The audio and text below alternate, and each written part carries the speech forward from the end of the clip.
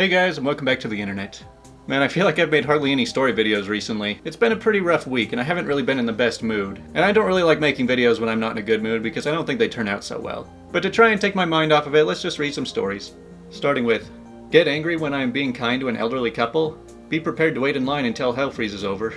So this just happened a few days ago, on the way to a vacation with the family. The terminal agent calls for boarding, we get in line, my wife, my 13-year-old daughter, and my 16-year-old son, and myself. We're somewhat near the front of the line, and it quickly grows to a couple hundred people. I see an elderly couple. Woman was using a cane, and both were slow moving. But they apparently didn't want to board during the assisted boarding time. I leaned out as they walked near me, and asked if they would like to take our place in line.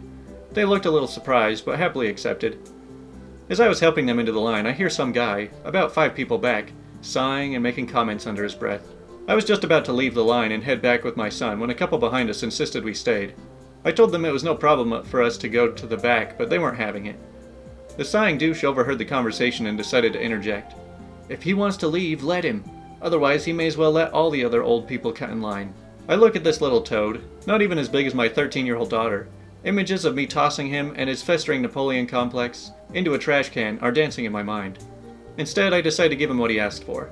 I sent my son back in the line to find any elderly people who were behind us. In a minute, he returned with a lovely couple, about 70. They slipped right into line. A moment later, he found 2 women traveling together, right into line. The couple behind us were almost in tears, not sure if from laughter or just enjoying watching a teen escort the people towards the front of the line. Napoleon Complex is having a silent tantrum as the line is going slowly, even without old line cutters. He walks from the line, complains to the agent, and boards immediately. Squeaky wheel got the grease after all. It took about 10 minutes for us to go through the boarding check and enter the plane. It was 2 rows of 3 seats on that plane. As we near our row number, I realize my wife is supposed to sit opposite me, in the same row as Napoleon Complex. I called an audible, and she sat with the kids while I took the aisle seat with Napoleon Complex. He looked like he was going to pee in his pants and just stared out the window.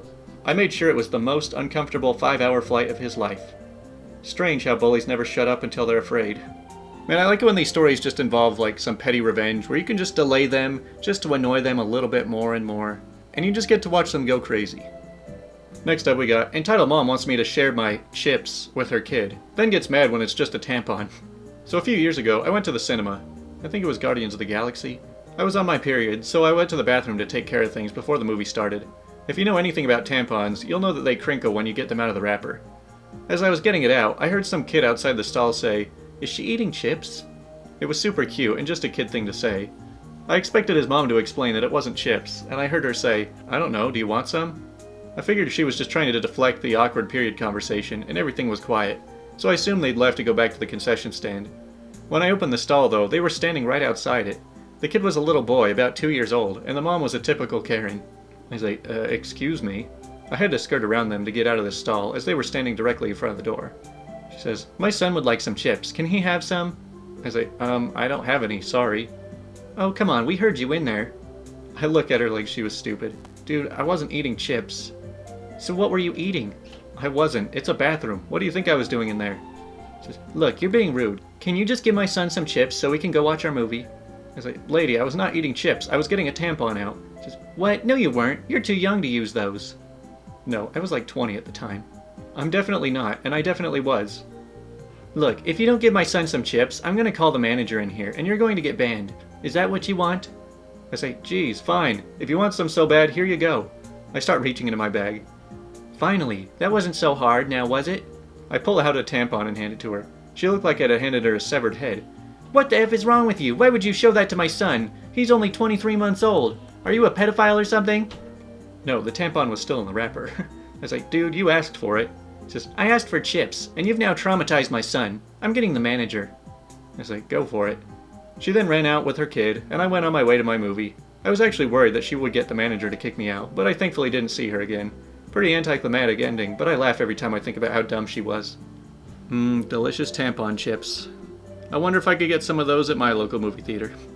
So next we've got a Tales from Your Server, called A Senior Lost His Mind Because It Took 1 Minute for Him to Be Acknowledged. So 2 of us were on the floor, fairly busy dinner. We have to make our milkshakes from scratch, which can be really annoying when you're busy.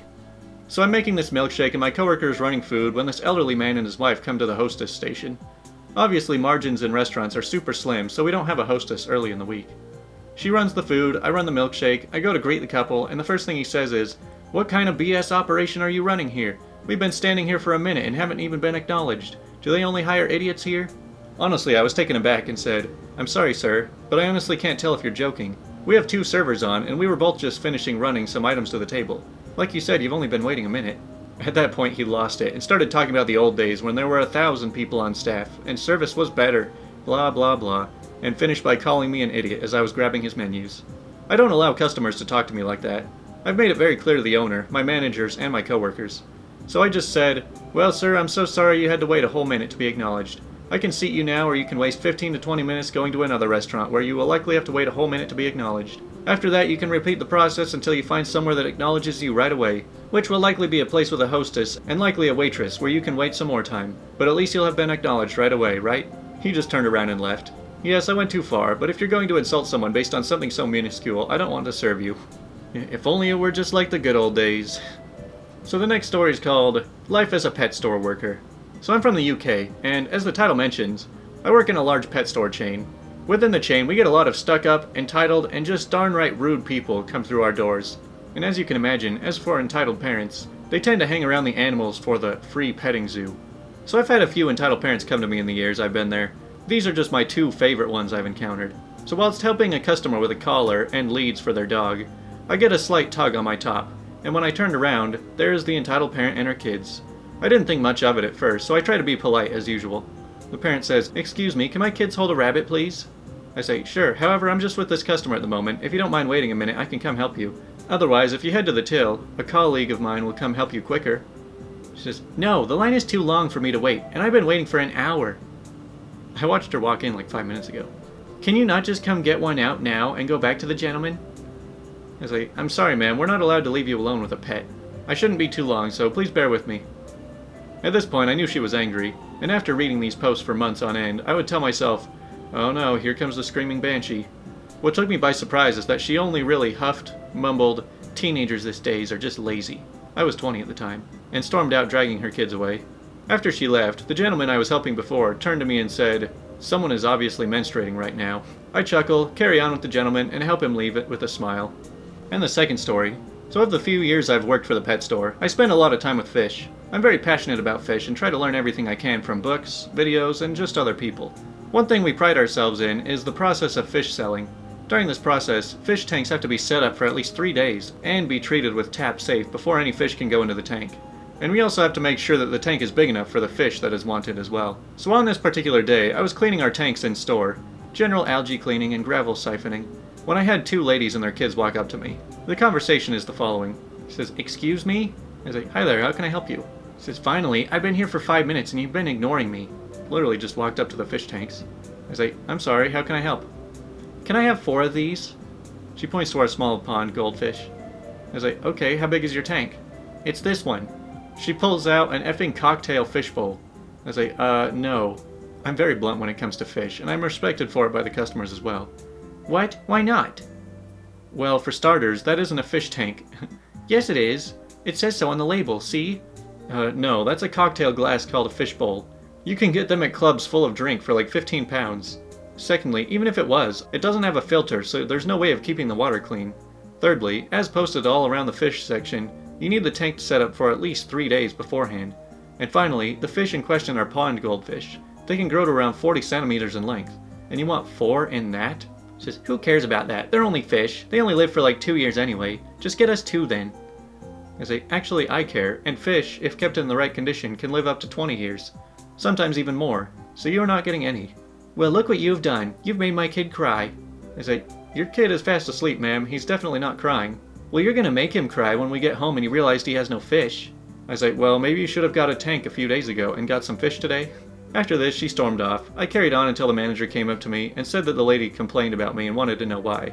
I explained the whole thing and he just chuckled and said, "Maybe next time be a bit more polite." Oh well. I'm always worried when parents out there don't see a difference between a pet store and a toy store. At least pet stores are good about turning people away if they don't think they will be responsible owners. Alright, well let's get on to the final story today called New VP Improves the Process and Almost Gets Me Fired, from Tales from Tech Support. So I was at this place where things were falling apart. Stale cases built up in our buckets because we kept on reducing the support staff to save budget. If a customer stopped responding, we didn't chase them down. We rarely had time to scrape through our queue to follow up on old cases. We got a new VP of customer success. She contracted out a support team in India and got rid of our team in Southern California. She replaced 3 very experienced people with a team of 12. Sounds good, but this team of 12 was new, and they were put on the phones immediately. She then handed down a new rule that we, the US team, could absolutely do no overtime except for a max of 2 hours per week for on-call escalation consult. We didn't work directly with the customer for these, only the India team. When our shift was over, we were to warm transfer any active cases to overseas, outsourced team. No exceptions. My direct manager tried to push back against this new rule, but he was told to pound sand. I was on a call with a customer who also happened to be an investor, and they had a seat on our board. I usually handheld them through things, and I did a lot of after-hours stuff with them. They pretty much just worked with me most of the time. It got close to 5 p.m., and I told them that, due to new policy, I would have to hand this call off to the next shift. I got a little pushback. However, the other guy understood office politics well enough to know that I had to hand him off. He asked to speak to my manager. My manager agreed to take the call, and I handed it off to him. I then clocked out and went home.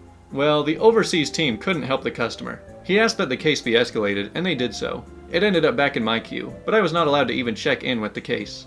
The guy emailed me directly, and I explained that we have new rules and I can't go around them. I also told him that since I was not scheduled to be on call this weekend, I'm not allowed to work on the case.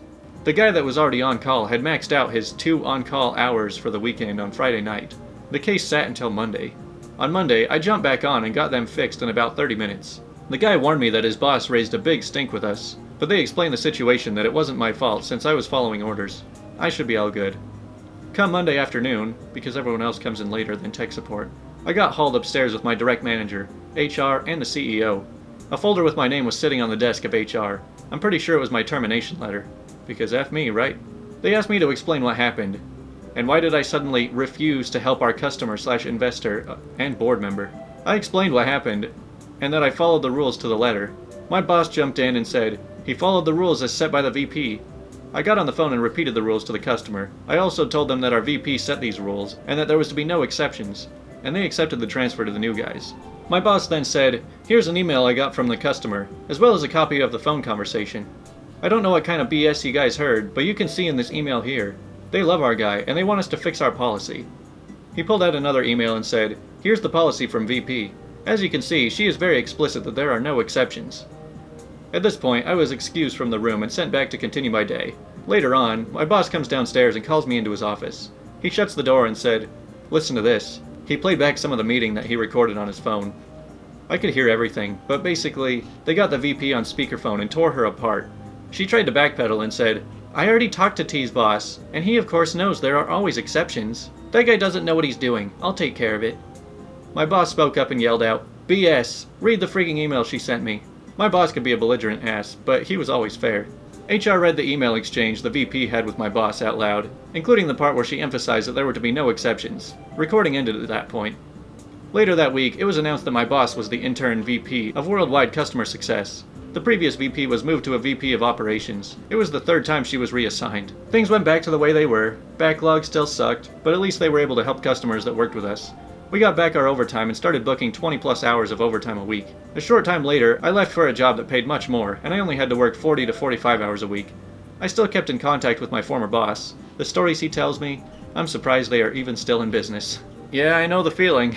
Sometimes you just work for somebody that you're like, how have you made it this far? Man, sorry this noisy AC keeps coming on. It's so loud. It's just been so hot around here. Well, now it is time to move to the question of the day. And since a lot of you seem to enjoy the last question we had, which was, just talking about bad relationships and how they all went wrong, we're going to have another similar question today, which is, what would you do if you find out a person that you thought was out of your league has a crush on you? And while most of the responses to this question were stuff like, generally wake up, or there's something wrong in the Matrix, I can give you a very detailed explanation of exactly what happens when I find myself in this situation. It actually just happened to me again recently, so it's pretty fresh on my mind. Now I don't really know how to identify people being within my league or out of my league. I don't think it really makes much of a difference, so this could really apply anytime someone finds interest in me. So first off, I don't actually initiate crushes on anybody anymore. I mean, I'll be friendly and I'll talk to just about anybody, but I typically never really find interest in somebody unless they show a lot of interest in me first. So what happens when somebody that's out of my league has a crush on me? Well, what typically happens is that I will mirror back whatever they give to me. So if they're showing slight interest in me, then I might show slight interest back. And if they're for some reason crazy about me, then I will probably warm up to them pretty quick. So here we are, she's made it clear that she likes me, and I've accepted it and I'm starting to return the favor. We'll usually spend a period of about a few days to a few weeks just having the time of our lives, being very flirty, and just having a lot of fun together. So at this point, in my head, I think, okay, everything's great, it's time to move things to the next level, maybe we can start becoming more serious. But in her mind, she's starting to get freaked out that things are becoming serious, as apparently everyone's just afraid of commitment these days. So I just continue doing what we'd been doing the whole time, messaging her, trying to talk to her, getting to know her. Well, at the same time, that's when she starts to back off, starts distancing herself, and just doesn't want to really talk much anymore. Well, at this point, I start to get freaked out, and I start saying, like, whoa, what happened? Like, we were doing so well, like, why did everything just change? What's wrong? And I'll just start getting fewer and fewer responses as I start to go a little crazy. Well, we then reach a point where I realize that I've been coming on too strong, and I'm actually starting to push her away. So I try figuring out what's wrong, and try and salvage the whole situation. All I want is to go back to that initial period when we were having a lot of fun. But unfortunately, tensions start getting higher, and it starts looking like there's no saving it. So I think that most people in this situation might just say, well, I guess there's nothing else I can do about it. She's obviously ready to move on and there's nothing I can do. But for me, I can't do that until I know that there is a 0% chance that it's going to happen. So until then, I'm always under the impression that I can fix things if I just say the right thing. I'll spend days of thinking about what I'm gonna say, and then I'll write out this very carefully crafted paragraph that I send to her, in hopes that I can try and bring it back. But of course it fails one after another, until the point where there's maybe like a 1 to 5% chance that anything's gonna happen. And that's when I pull what I would call a nuclear option. This is where all hope is pretty much gone, and I put all of my energy into one final attempt. In the logical part of my mind, I'm thinking, this is either going to bring it back, or it's gonna completely destroy everything.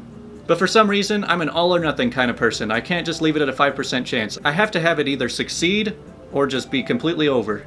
So I go ahead with whatever the nuclear option happens to be. It's different with every person. And then they yell at me, and then they block me. And then I can finally sit back and say there is nothing left for me to do. I know it sounds like I'm just talking about one incident here, but this has happened multiple times, and it'll probably happen again in a couple years. Anyways, I'm not looking for sympathy or pity from anybody. I just feel like venting, as it's happened again recently. But at least I'll always have my fur baby around, so thanks for watching and enjoy the cat video.